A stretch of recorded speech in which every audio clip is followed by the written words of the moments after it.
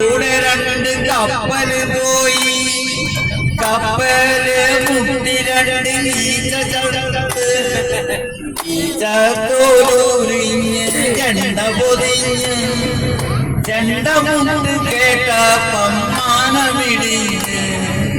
മാനത്തിന് കൊടുക്കാൻ പിണ്ടി വേണം ഇഞ്ചിയല കൊണ്ടൊരു വഞ്ചിയുണ്ടാക്കി വഞ്ചിയും കൊണ്ടെന്നപ്പോ പറ്റി കടലിലെ കക്കവാലി കൊച്ചിയിലെത്തി കൊച്ചിയിലോരക്കി മീശ വന്നു മീശ കണ്ടു പേടിച്ച് കോഴിയും കൂവി നേരം വെളുത്തപ്പ തുണയെല്ലാം പോയൻ പൊന്നു ചങ്ങാതി